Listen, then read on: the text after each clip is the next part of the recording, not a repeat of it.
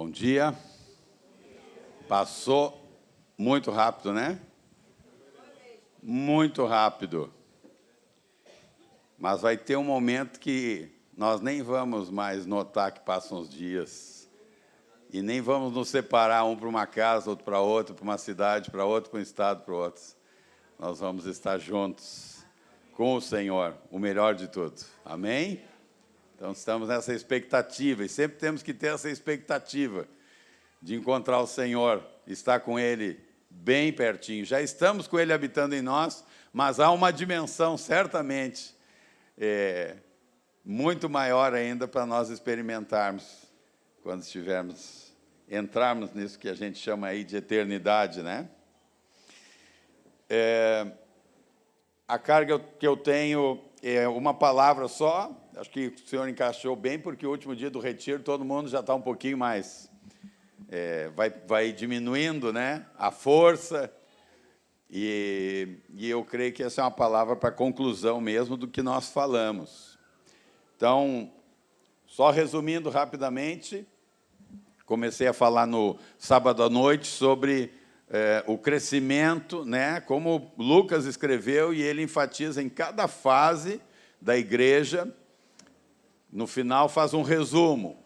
A palavra do Senhor prosperava e a igreja crescia em número, se multiplicava o número dos discípulos, e assim vai, vários resumos no final de cada etapa, e especialmente em cada região, começando em Jerusalém, depois toda a Judéia, Samaria, Galileia, depois Antioquia, depois a Ásia, e finalmente chegando lá em Roma, Europa, e finalmente lá em Roma. E em cada fase tem essa finalização, a igreja crescia. E o crescer é aqui em várias dimensões. E ali, claro, que destaca bastante sobre o crescimento em número, mas há uma ênfase em todas as formas de crescimento e como a igreja era abençoada pelo Senhor. Ela estava cheia de alegria e do Espírito Santo. É assim que tem que ser a igreja. Cheia de alegria e do Espírito Santo. Então, tudo que nós fomos, então, vendo, aquilo que em todo o livro de Atos, de alguma maneira, se repete, que é muito forte. Então, começamos a falar sobre as coisas concernentes ao reino de Deus e como é importante que toda a igreja, o nosso assunto seja cada vez mais as coisas concernentes, aquilo que diz respeito ao reino de Deus. Nossa conversa tem que cada vez mais ocupar isso, o reino de Deus, as coisas de Deus, palavras que edificam, palavras que consolam, palavras que animam, palavras que nos apontam para um tempo de vitória completa, sabendo que somos peregrinos aqui, estamos por um tempo andando com o Senhor, servindo ao Senhor, mas vai chegar um tempo maravilhoso em que essa carreira vai estar completada. E depois dali é só glória. Amém? Segunda coisa, então, falei sobre a oração, como era a intensidade da oração. A igreja estava sempre orando, os líderes estavam orando, havia uma preocupação, se eu posso usar essa palavra, no coração dos apóstolos, deles se dedicarem à palavra e à oração. Eles não queriam ficar ocupados com outras coisas que eram importantes para a igreja, mas que não era a principal responsabilidade deles. Então, tanto que eles constituíram aqueles 7 homens, cheios de fé, cheios do Espírito Santo, homens de caráter, para cuidar de algumas áreas que eram necessárias na vida da igreja, para que eles se dedicassem à oração. Quando eles estavam debaixo de perseguição, oração. Quando tinha uma necessidade, oração. Quando Pedro vai ressuscitar Dorcas, se põe de joelhos e ora. Paulo, recém-convertido, nem entendeu direito todas as coisas, ele está 3 dias lá, jejuando e orando, começando uma vida assim. A terceira coisa, falei também sobre uma vida cheia do Espírito Santo, e acabei resumindo um pouco, mas foquei mais nessa situação de nós vivermos dirigidos pelo Espírito Santo em todas as coisas, inclusive no nosso dia a dia, na nossa profissão, dentro da nossa casa, nós escutarmos a voz de Deus, nós discernirmos a voz de Deus nas situações pessoais, familiares, de trabalho, do dia a dia, e sermos conduzidos por essa voz doce do Espírito Santo que nos conduz à verdade. E, por fim, falamos então sobre os sinais e prodígios, como nós devemos ser intensos nesta busca de curar, dos milagres, do poder de Deus sendo manifestado através de nós para abençoar e edificar a igreja, seja tudo feito para edificação, mas também como uma manifestação do Senhor para os incrédulos, porque o Evangelho é palavra e é poder. Amém? Mas todas estas coisas, elas convergem para um objetivo. Tem objetivos de cada um delas, mas elas convergem, que é para a evangelização, é para alcançar pessoas para Cristo.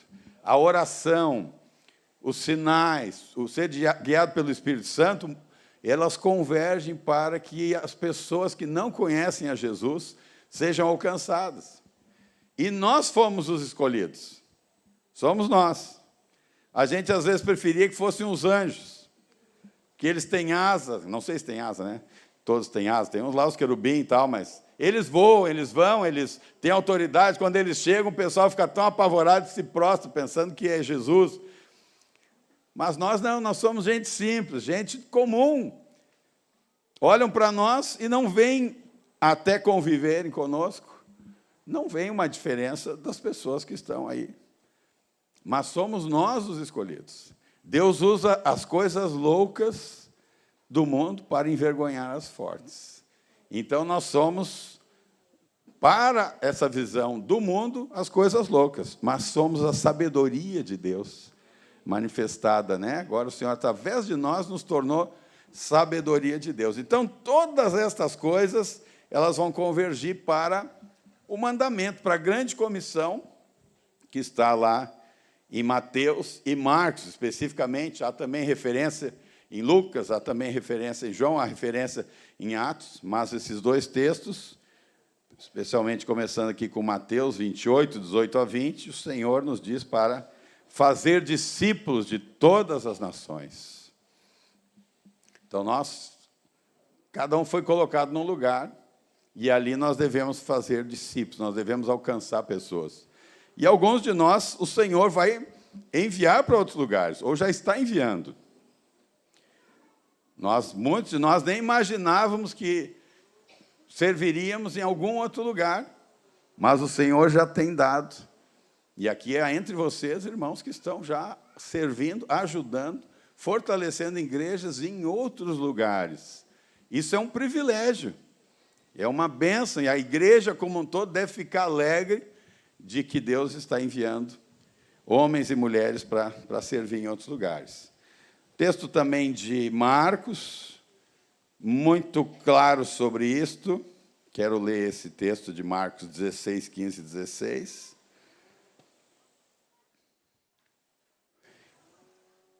E disse-lhes: ide por todo o mundo e pregai o evangelho a toda criatura.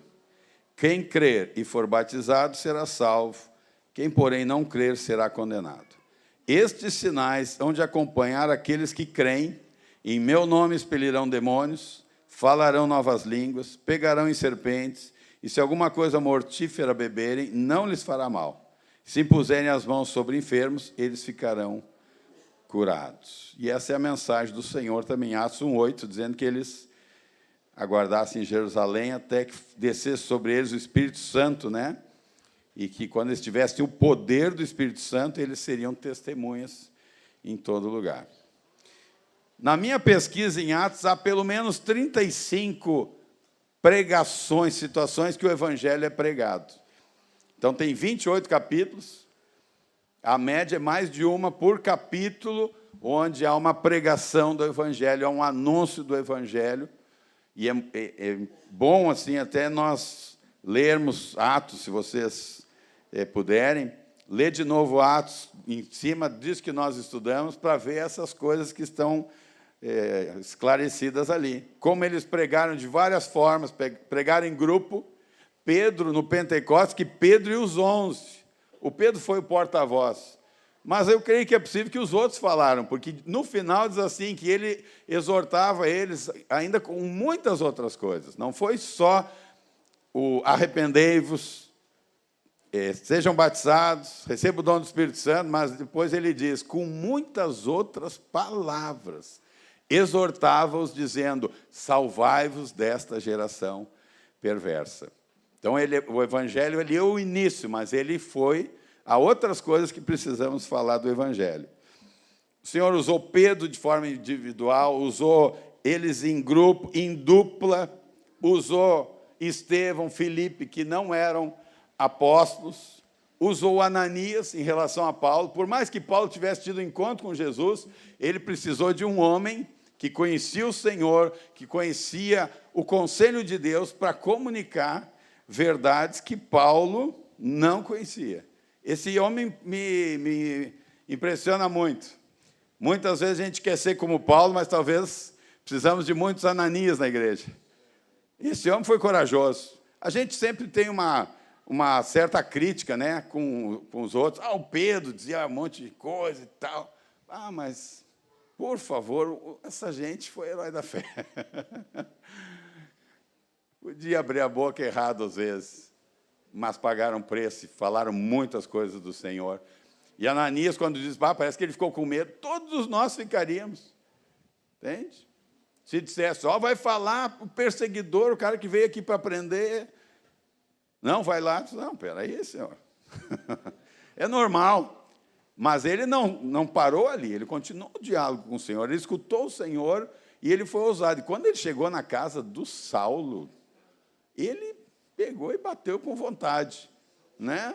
Tem um dos relatos, são 3 relatos da conversão de Paulo em Atos, não sei se é no capítulo 9, mas tem uma que próprio, eu acho que Paulo fala, né? Que manda, por que te demoras? Por que te demoras? Levanta, vai ser batizado.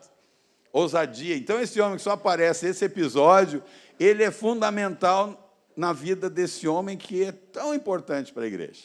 Recebemos tanto através do Paulo, mas teve um Ananias na vida dele. E que haja muitos homens e mulheres que sejam esses assim, que vão trazer uma palavra para alguém, vão pregar para alguém que vai se tornar, talvez muito conhecido pelo poder de Deus, pela pregação, e o Ananias vai ser esquecido, em parte, mas não para o Senhor. Amém?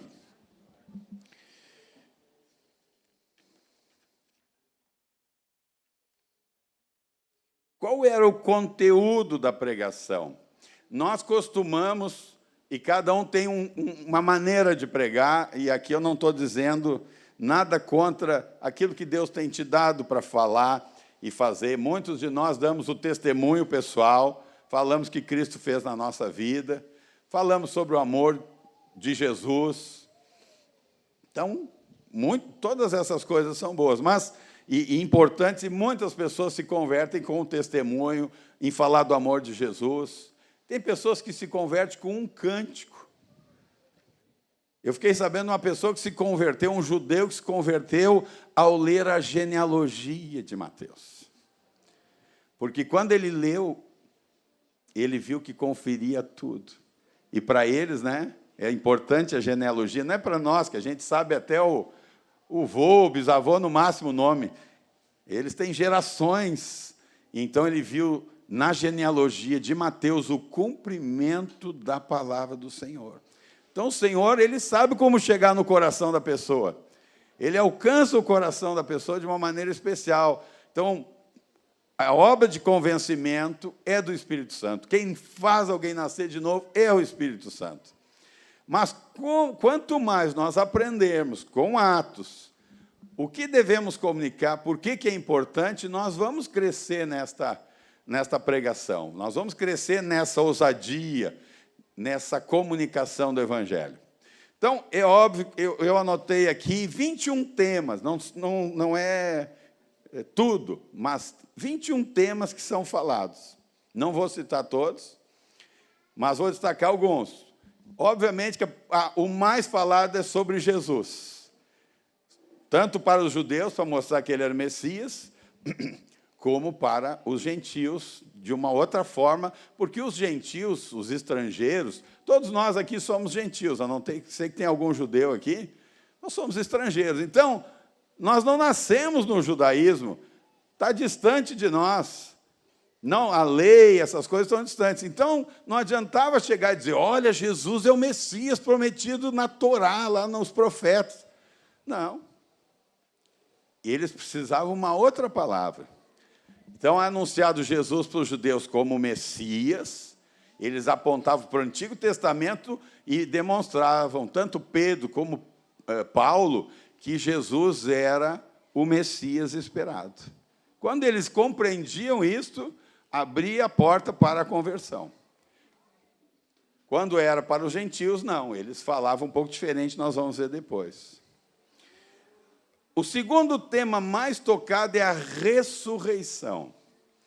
É constante como é pregada a ressurreição. Eu acho que nós pregamos pouco sobre a ressurreição, nós falamos pouco, talvez porque a gente não sabe bem como fazer isso, mas é um tema chave, porque nós falamos de um Deus que se tornou homem, que enfrentou a morte e que venceu.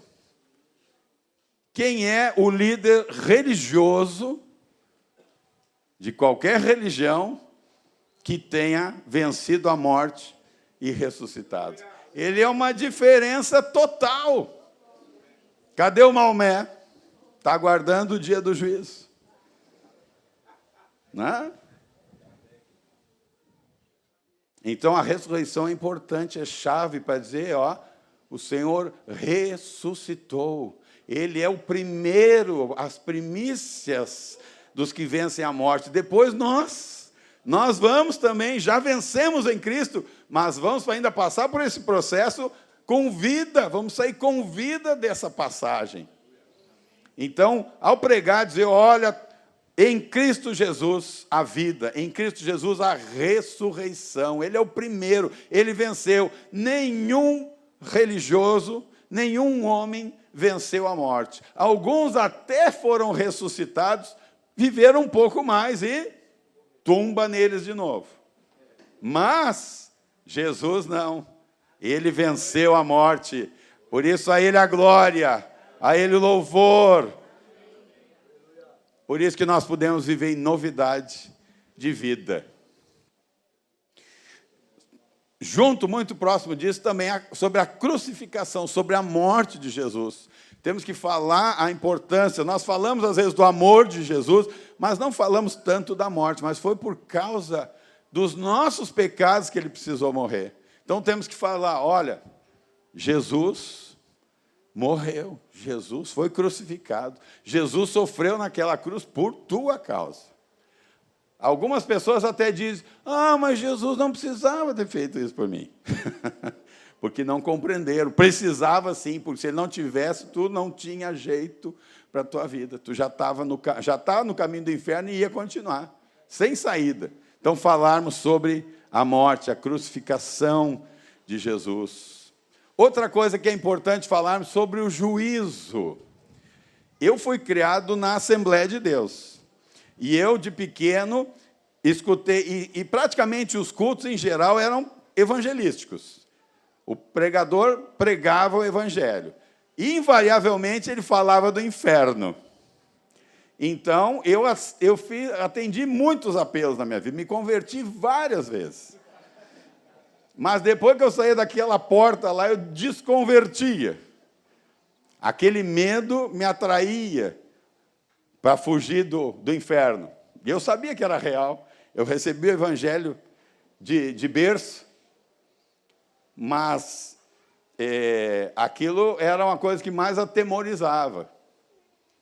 Né? Como contam, uma vez eu escutei alguém falando, e dizia assim, eu conheci uma mulher que falava tão forte do inferno que parecia que ela já tinha estado lá. Agora, com isto, eu tive uma certa resistência a falar disso. Porque, para mim, aquilo era muito agressivo. O inferno, tu vai morrer se tu não te converter, blá, blá, blá. Olha, aceita Jesus hoje, tu sair por aquela porta, um caminhão passar por cima de ti, tu está no inferno. Então, tu vivia num desespero. Então, quando eu entendi o Evangelho, eu receei muito de tocar nisso, que parecia uma coisa na base da pressão sobre a pessoa. Pressionar, ó. Mas Jesus põe na pressão. Jesus diz, tem 2 caminhos. Tem 2 portas. Uma que leva para a vida e a outra para a morte. Nós temos que ser claros. Não é botar uma pressão no sentido de, o inferno, falar mais do inferno do que de Jesus. Não é isso. Mas nós temos que falar. Tá bem? Jesus morreu. Jesus ressuscitou. Ele venceu a morte. Ele voltará e ele vai julgar vivos e mortos.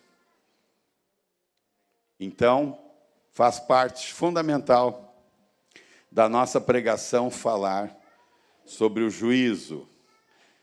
Muitas outras coisas que podemos falar, mas quero concentrar nessas. E, claro, ao apresentar Jesus, a pessoa for sendo compungida, sendo tocada, nós vamos falar também do arrependimento, do batismo, aquela conclusão. Mas Pedro primeiro fez todo o discurso, e aí, quando ele completa, as pessoas estão tocadas, sensibilizadas. Elas dizem, que faremos, irmãos? Nós temos que discernir quando a pessoa está tocada.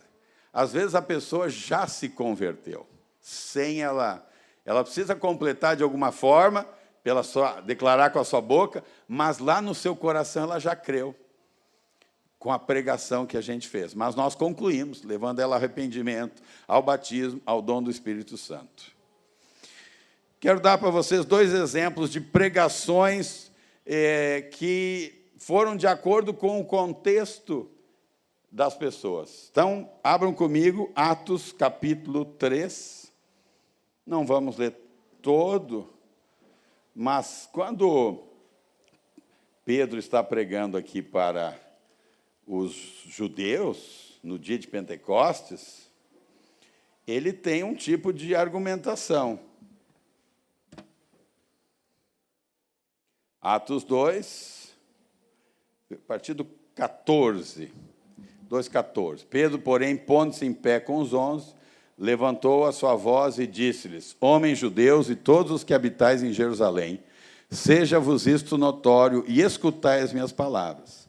Estes homens não estão embriagados, como vós pensais, sendo a 3ª hora do dia, mas isso é o que foi dito pelo profeta. E ele começa a ir para o Antigo Testamento. Para eles conheciam. Então, ele fala de Joel, ele fala do derramar do Espírito Santo, que viria sobre toda a carne, sobre os filhos, as filhas, os servos, as servas. E ele termina no versículo 21, e acontecerá que todo aquele que invocar o nome do Senhor será salvo. Ele traz para a salvação a importância deles serem salvos, que era um cumprimento. Aquele dia de Pentecostes era um dia de cumprimento dessa profecia, e tudo o que estava acontecendo também tinha um objetivo, é que aquele que invocasse o nome do Senhor seria salvo. E aí ele apresenta Jesus. Ele vai falando sobre juízo, sobre arrependimento, sobre propósito eterno, sobre ressurreição. E de tal maneira aquela pregação de 20 versículos, mais ou menos, leva 3.000 pessoas à conversão. E muitas outras que escutaram e possivelmente se converteram mais adiante. Quantas pessoas que a gente fala não se converte na hora? Essa semente ficou lá. Eu imagino que muitos depois se converteram na sua caminhada. O segundo exemplo, Atos, capítulo 17. O contexto é diferente. Por que eu estou falando isso? Porque conforme o contexto, conforme a pessoa que a gente se dirige, nós temos que ter a graça, sabedoria e estratégia para falar o Evangelho. Paulo está em Atenas. Alguém consegue só me dar uma inclinadinha aqui melhor aqui, por favor? Deixar um pouquinho mais reto. Isso. Ótimo, perfeito. Uhum. Obrigado, Fernando.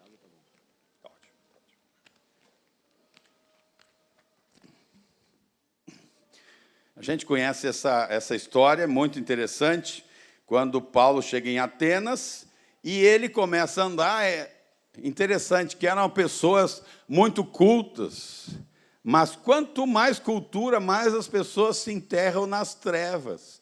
Era tanta idolatria que diz que o espírito do Paulo se revoltava. E aí, ele foi falando, e aí um dia pediram para ele ir para esse lugar chamado Areópago. E ele começa a expor o evangelho com uma estratégia. Ele não fala aqui, agora, que Jesus era o Messias prometido no Antigo Testamento. Ele diz assim: homens atenienses, em tudo vos vejo como sendo um tanto supersticiosos. Na outra diz religiosos, que eu acho que é melhor. Porque passando eu e vendo os vossos santuários, achei também um altar que estava escrito ao Deus desconhecido. Esse, pois, que vós honrais, não o conhecendo, é o que eu vos anuncio. O Deus que fez o mundo e tudo o que nele há, sendo o Senhor do céu e da terra, não habita em templos feitos por mãos de homens, nem tampouco é servido por mãos de homens, como que necessitando de alguma coisa, pois ele mesmo é quem dá a todos a vida e a respiração e todas as coisas. E de um só sangue fez toda a geração dos homens, para habitar sobre toda a face da terra, determinando os tempos já dantes ordenados e os limites da sua habitação, para que buscassem ao Senhor, se porventura tateando pudessem achar, ainda que não está longe de cada um de nós, porque nele vivemos e nos movemos e existimos, como também alguns dos vossos poetas disseram, pois somos também sua geração. Sendo, pois, geração de Deus, não havemos de cuidar que a divindade seja semelhante ao ouro, à prata ou à pedra esculpida por artifício e imaginação dos homens. Mas Deus, não tendo em conta os tempos da ignorância, ordena agora a todos os homens em todo lugar que se arrependam, porquanto tem determinado um dia em que com justiça há de julgar o mundo por meio do homem que destinou, e disso deu certeza a todos, ressuscitando dentre os mortos. E como ouviram falar da ressurreição dos mortos, uns escarneciam e outros diziam: acerca disto te ouviremos outra vez. E assim Paulo saiu do meio deles. Todavia, chegando alguns homens a ele, creram, entre os quais foi Dionísio, Areopagita, uma mulher por nome Dâmaris, e com eles outros. Olha só a estratégia. Eu não sei se todos vocês sabem, mas por trás dessa história, desse altar ao Deus desconhecido, há uma história. Eles tinham muitos deuses, mas aconteceu um terremoto muito tempo antes e que destruiu muitas construções lá em Atenas. Então o conselho ali, sempre muito supersticioso, religioso, pensou: desagradamos algum Deus. Qual que é agora, nessa multidão de Deus? Então eles decidiram fazer algo para que a divindade mostrasse qual era o Deus ofendido. Eles reuniram algumas ovelhas e soltaram. E estas ovelhas iriam, no lugar onde as ovelhas repousassem, eles entenderiam que aquele Deus foi ofendido. Então soltaram as ovelhas, mas as ovelhas não obedeceram ao plano. Elas foram para um lugar que não tinha nenhum altar e se deitaram lá. E quando elas se deitaram, eles concluíram, então, é um Deus que nós não conhecemos, que foi ofendido. Então é construído aquele altar ao Deus desconhecido. E ficou ali, e Paulo, sabendo disto, conhecendo, andando por aqueles lugares, pelo Espírito Santo, entendeu a estratégia. Ele passou a mostrar que aquele Deus que eles não conheciam era o Deus que ele estava apresentando. Olha a sabedoria que Deus deu a Paulo. Ele ainda usa os próprios poetas deles para mostrar, falar sobre Deus. Essa palavra, ainda que alguns tenham escarnecido quando ele falou de ressurreição, ou não quiseram mais ouvir, mas houve pessoas que receberam o Evangelho. Então, para cada situação, há uma estratégia, há uma palavra de Deus. Então, busquemos: Senhor, nos dá a direção. Há uma palavra para essa pessoa, há um caminho que eu devo anunciar. E aqui ele anunciou, inclusive, o juízo. Falou de arrependimento, falou do Deus Criador, falou de ressurreição, e com isso ele anunciou Jesus, sem ter falado tanto em Jesus. No final ele diz, porquanto tem determinado um dia que com justiça há de julgar o mundo por meio do homem que destinou. E aí fala da ressurreição e fala sobre Jesus. Então, há estratégias, a direção do Senhor para pregar conforme o público. Mas não te preocupa, não tem que ficar, e agora, para cada um. Não. O Espírito Santo vai nos dar as estratégias, mas busquemos ser sábios. Com toda a simplicidade, se o Senhor nos dá uma oportunidade, às vezes o assunto surge de uma coisa que as pessoas não estão totalmente afastadas, mas aquele gancho, aquela porta pode nos abrir a porta para o Evangelho. Amém?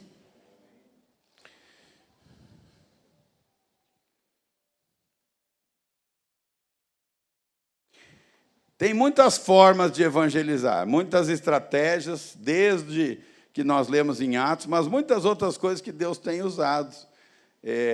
Já experimentei várias delas, várias situações.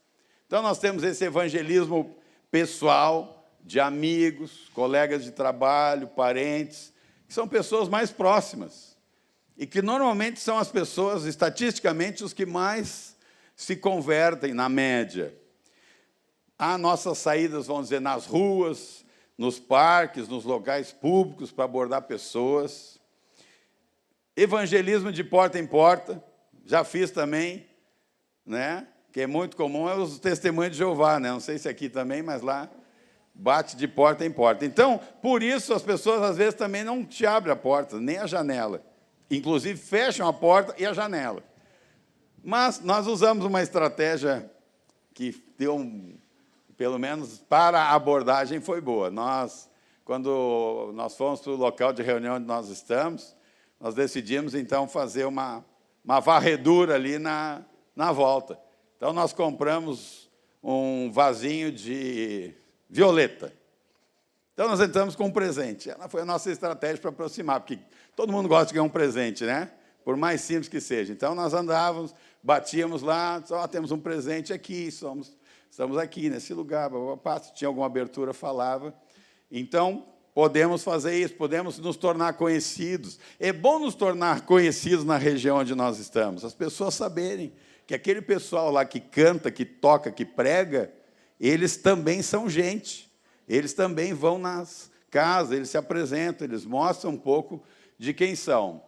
Pode não ter imediatamente um resultado de conversões, mas eu imagino que aquilo que diz que eles contavam com a simpatia do povo pode se manifestar nesse tipo de atitude nossa. Campanhas, e aqui eu não estou falando de grandes campanhas, mas pregações, às vezes num lugar, um culto de evangelístico, quando nós chamamos pessoas, contatos para estar, uma pregação, ou lugares públicos, já fizemos em lugares públicos, menores, não essas grandes campanhas nós fazemos, tem um lugar que alguns conhecem aqui, o Alexandre, Adelaide, o diácono lá, então o bairro dele é um bairro meio, quase que um condomínio fechado. Oh, Jesus, está voando.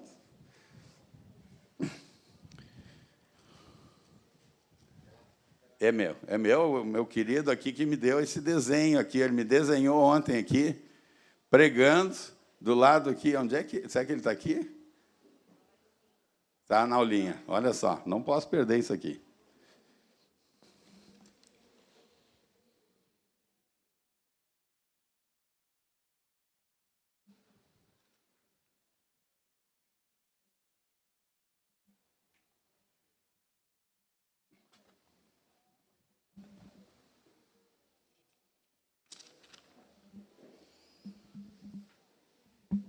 Então, nós fizemos lá um evento desse, com vizinhos, e o Alexandre, lá em Canoas, Deus tem usado muito, ele e a esposa dele, Adelaide.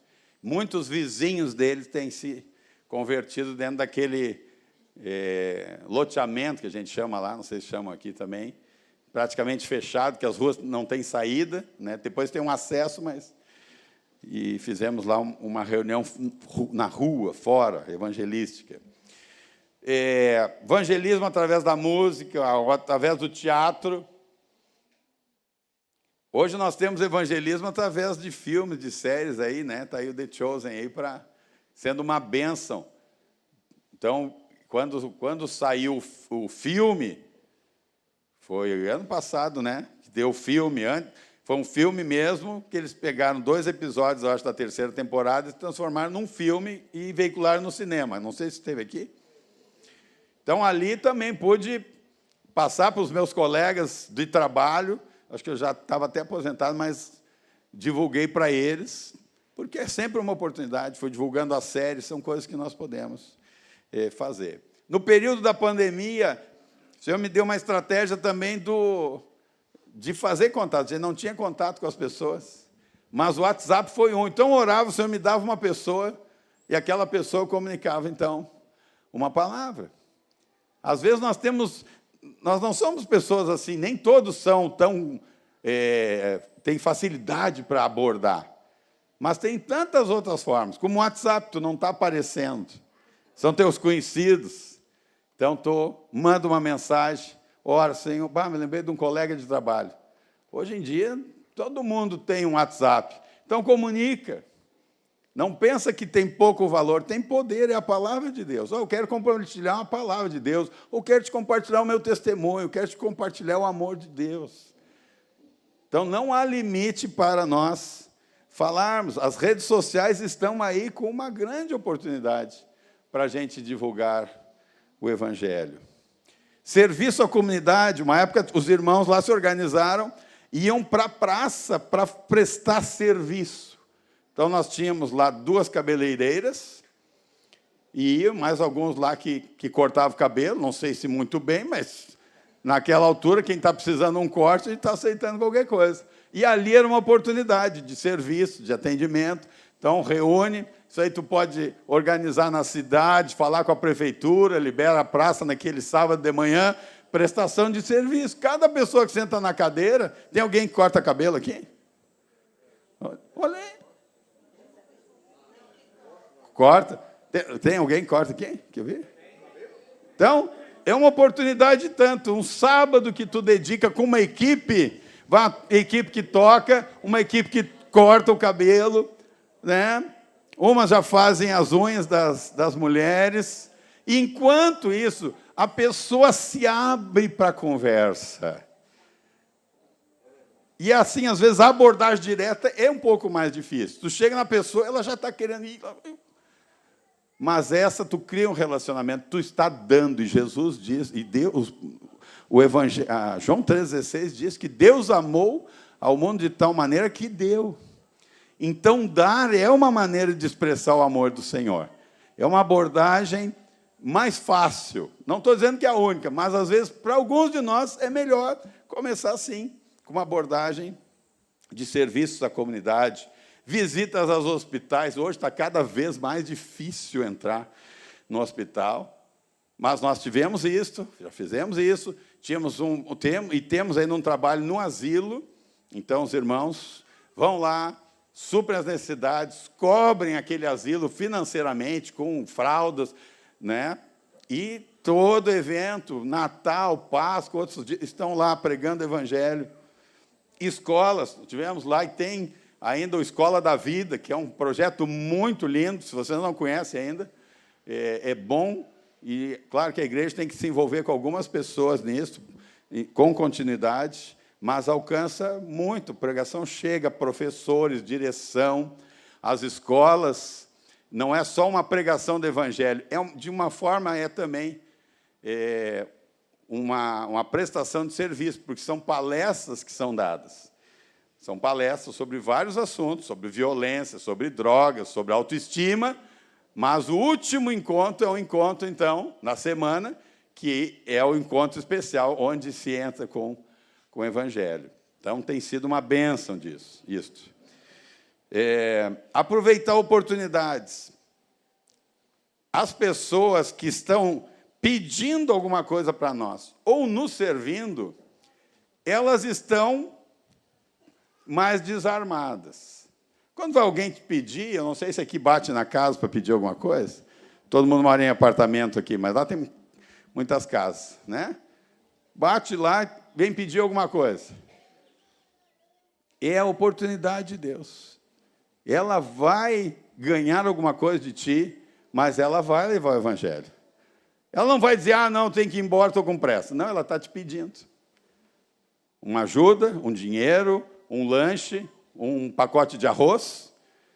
Então, bem, tu vai levar esse pacote de arroz, mas tu vai levar o evangelho junto. Então, não sejamos rápidos. Aproveitemos essas oportunidades. Vai num restaurante, aproveita. O garçom está te servindo. Se ele te tratar mal, ele vai se incomodar com o chefe. Aproveita. Aproveita. Alguma coisa tu vai dizer para o garçom, alguma coisa tu vai, porque ele está te servindo. Então, são abordagens, é o carteiro ou entregador de encomendas que vai na tua casa. Oportunidades de Deus. Se nós somarmos todas as oportunidades que nós temos durante o dia, sem uma abordagem direta vai ter muita gente. Posto de gasolina, quando tu reabastece, é o momento de trazer alguma coisa. Às vezes tu vai naquele posto mesmo, já conhece o, como é que chama aqui? Frentista, já falou com ele. Introduz o evangelho. Larga um solzinho na primeira vez, mais uma pitadinha na outra, e vai indo, vai criando relacionamento. Ele vai estar aberto, ele já é teu amigo. Então, amados, aproveitemos essas oportunidades. Um mecânico que tu leva o carro, uma loja, muitas. E os meios são infindáveis, vamos dizer assim, de oportunidades. Então, nós temos que estar mobilizados, pensar com estratégia, com sabedoria e colocar em prática. O evangelismo não precisa ser, e não pode ser, algo como uma tarefa. Ele fica muito pesado. Nós temos que evangelizar. Nós temos que fazer. Tá bom, né? Nós vamos evangelizar na praça, depois vamos jogar futebol. A gente está louco para jogar futebol, então vai lá, faz o... Não, ele não pode ser assim.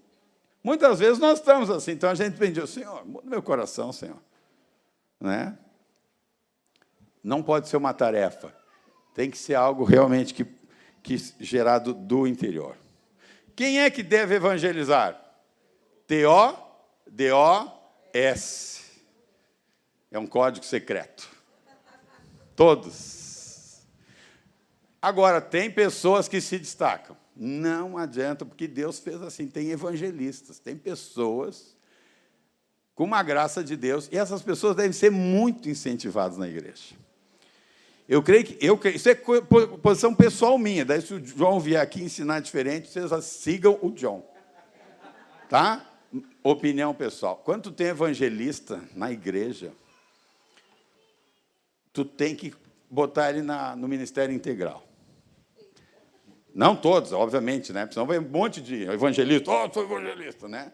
Quem evangelizar na Disney, só na praia. Não é isso. Eu estou falando de pessoas que realmente, como um Filipe, que ele tem uma graça do Senhor, uma pregação, uma unção, um poder para curar, para expelir demônios, que essa pessoa tem que ser incentivada. Porque enquanto toda a congregação, tem 300 pessoas na congregação, aí nós vamos ganhar lá, cada um ganha um por ano, 300. O evangelista, num ano, sozinho, ele pode ganhar 300. Não é dizer assim, joga para o evangelista. Mas esses homens e mulheres são poderosos nos dons, no ministério. Então, incentive. Não estou dizendo que agora vão ter que botar integral ninguém aqui. Não vem, isso aí é eu falando. Não é o Ion, tá? Nem o presbitério. Tá? Nem devia ter falado, senão alguém vai ficar pensando, é mesmo, boa ideia. Mas incentivem. Às vezes, evangelistas na congregação, poderosos, eles são colocados em outra função que mata o ministério deles. Ele tem que fazer tantas outras coisas que ele não tem mais tempo para pregar como ele pregava antes. Incentive, ore, Está passando tudo tão rápido hoje. Bom, mas hoje eram 2 pregações, eu transformei em uma, né? Então tem um pouquinho mais de tempo. 11h32. Entenderam, queridos? Todos nós somos responsáveis. Quero encerrar com 3 pontos que eu considero que são, para mim, as 3 coisas mais importantes no evangelismo. Vou começar de trás para diante. Atos 5:42, vamos falar de mobilização constante. O tempo que nós mais aumentamos em número lá em Canoas, Porto Alegre, foi quando o John trabalhou conosco uma mobilização constante. A cada 15 dias, o John reunia os líderes para trabalhar isso. E só de mobilizarmos, orarmos e repartirmos isso com a igreja crescia.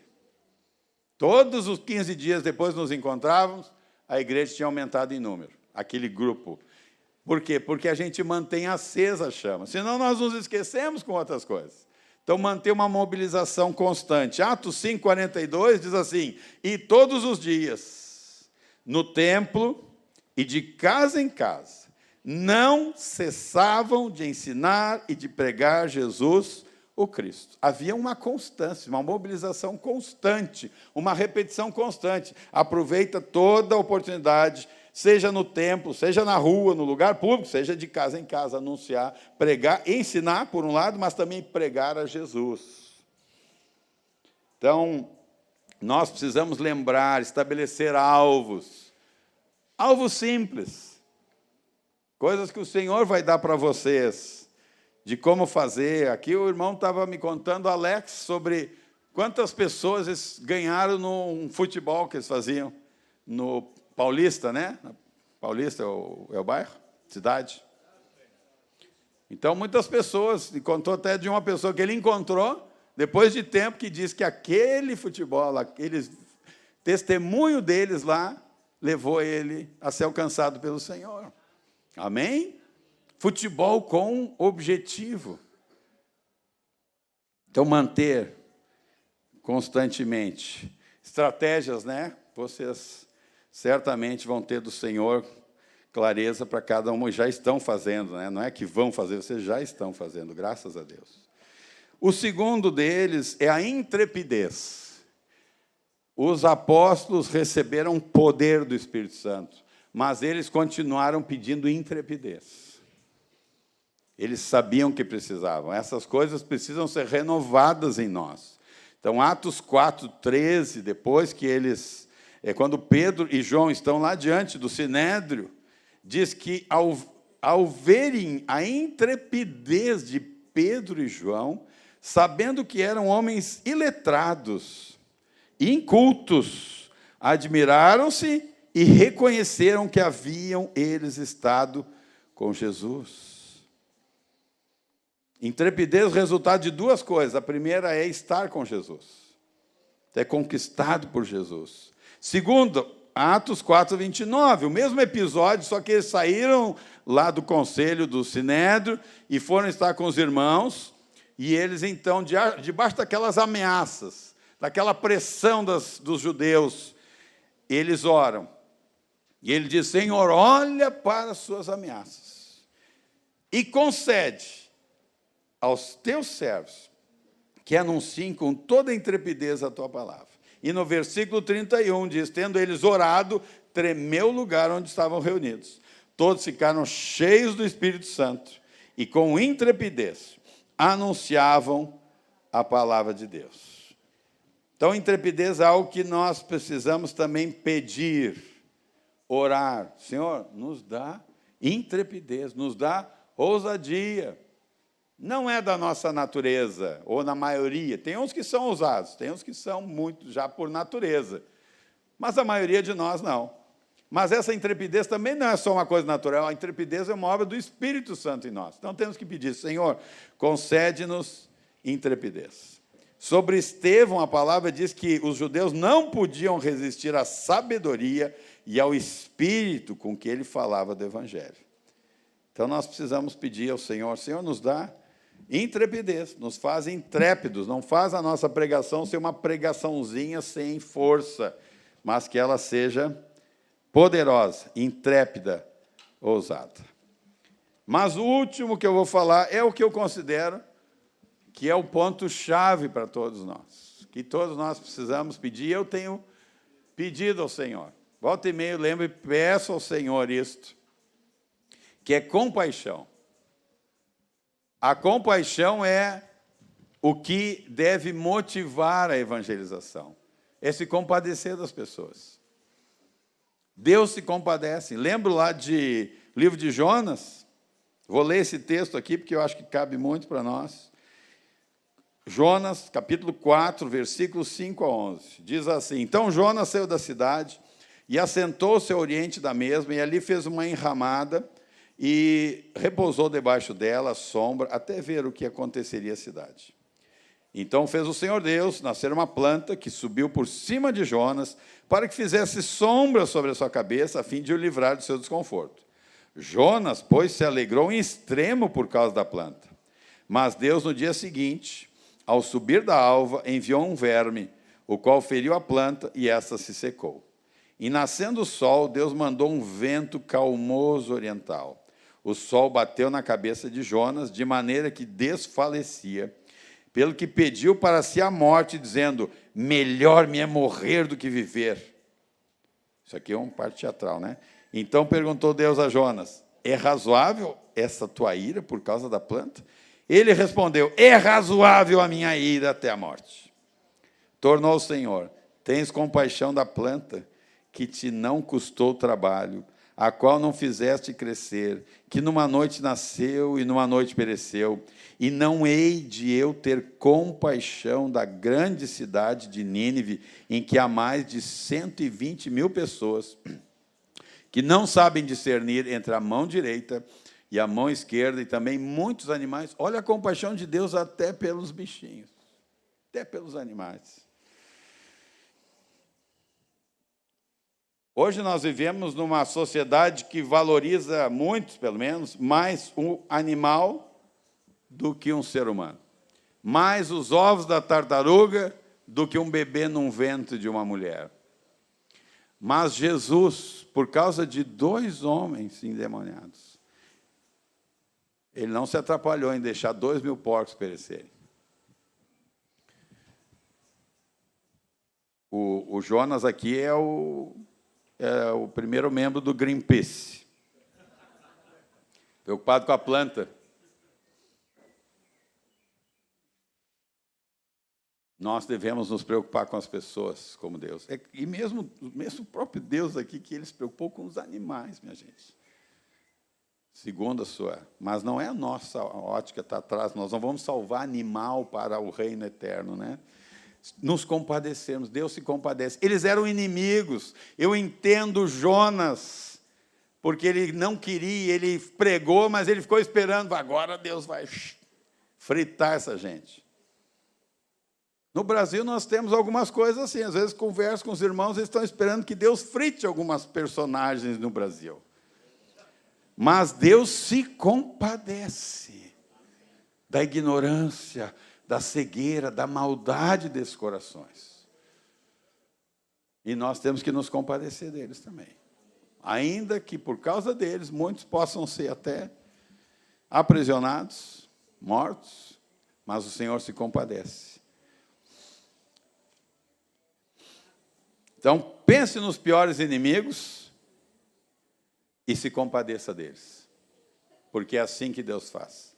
Nós, naturalmente, éramos inimigos de Deus, mas Ele se compadeceu de nós. Diversas vezes, Jesus manifesta essa compaixão. Vieram atrás dele pedindo compaixão 2 cegos, clamando: tem compaixão de nós, filho de Davi. A mulher cananeia também disse: Senhor, filho de Davi, tem compaixão de mim, a minha filha está horrivelmente endemoniada. E aquele pai com o seu filho endemoniado diz: tem compaixão de nós e ajuda-nos. O que Jesus fez? Se compadeceu, libertou, curou. Mas Jesus não se compadece só quando a pessoa clama, ele se compadece mesmo quando a pessoa não clama. Texto de Mateus 15, 32, Jesus diz: tenho compaixão desta gente, porque há 3 dias permanece comigo e não tenho o que comer. Compaixão com uma coisa da terra, natural, uma necessidade humana, comer. O Senhor se compadece, Jesus se compadeceu.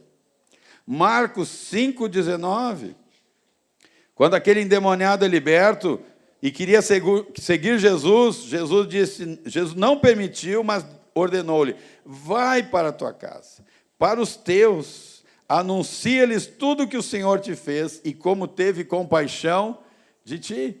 Ele ia anunciar a compaixão que Jesus teve dele. Eu creio que vocês já escutaram isso. Essa palavra compaixão, lá no grego, é uma palavra que fala que é movido pelas entranhas, por essa região nossa aqui, o ventre, abdômen, intestino. Porque para eles, essa região era a região dos sentimentos, do amor, do afeto. Então, mexe, e muitos dizem, já escutei pessoas que dizem que normalmente quando a pessoa passa por um momento muito emocional, mexe essa parte aqui, né? Às vezes a pessoa dá dor de barriga, né? Fica incomodada por causa das emoções. Então tem uma relação, sim, emocional aqui, física.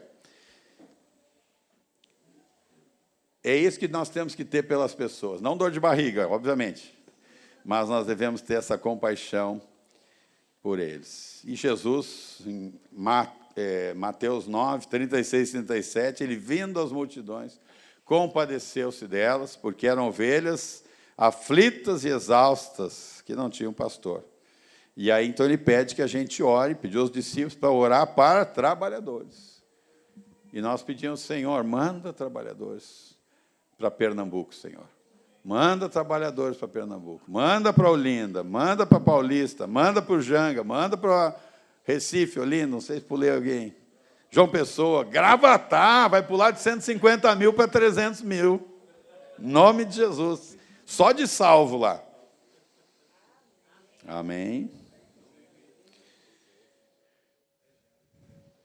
Que o evangelismo não seja para nós uma simples tarefa. Seja um alvo de compaixão, assim como foi para Jesus. Gostaria que a gente ficasse de pé e pedisse ao Senhor. Se tu já tem bastante compaixão, nunca é demais ter mais compaixão. Mas se tu tem pouca, se tu não te compadece muito das pessoas, vamos pedir. Senhor, tu te compadeceste de nós totalmente, de tal maneira que tu deixaste o melhor lugar, que é estar junto do Pai e do Espírito Santo, para vir para um lugar, Senhor, sem nenhuma compaixão, um lugar de gente má, de gente que era tua inimiga, e de tal maneira essa compaixão foi que tu foi, Senhor, partido por nós. Teu sangue foi derramado, Jesus. Tu foi crucificado, tu foi pregado, tu foi chicoteado, Senhor. Tu sofreu naquela cruz a agonia da respiração sendo trancada, Senhor. Tu sofreu a agonia de o Pai não te responder naquela hora que tu clamou, Senhor. Porque tu te compadeceu de nós e de todas as pessoas que já viveram na terra e estão vivas ainda. Não é da nossa natureza ter compaixão. Nossa natureza carnal é a natureza egoísta e se preocupa conosco e talvez com os que são mais próximos de nós. Mas, Senhor, transforma isso no nosso coração. Nós te pedimos hoje, Senhor, se é que eu posso dizer isso, um batismo de compaixão sobre nós, Senhor. Uma chuva de compaixão, Senhor, para mudar o nosso coração. Para ter os olhos como os teus, que diz que vendo Jesus as multidões. Senhor, que nós possamos também ver as multidões e nos compadecer delas, Senhor, como pessoas exaustas, aflitas, como ovelhas que não têm pastor, e nós sermos, Senhor, os instrumentos nas Tuas mãos. E que a pregação do Evangelho, quando abrirmos a nossa boca para falar para alguém, a motivação, Senhor, poderosa, seja a Tua compaixão. Eu te peço isso em nome de Jesus. E faz multiplicar isso entre os irmãos que estiveram no retiro, mesmo não estiveram, mas que estão ligados a esses irmãos aqui, Senhor. Que a igreja, cada dia, se torne aqui uma igreja, Senhor, abundante em compaixão pelos perdidos, e que, através da pregação do Evangelho, cheio de compaixão, muitos se convertam. E esses convertidos vão poder fazer como aquele que foi endemoniado. Vai para os teus e anuncia como o Senhor teve compaixão de ti. Obrigado, Senhor, por esse retiro, por esse tempo juntos aqui, em nome de Jesus. Amém.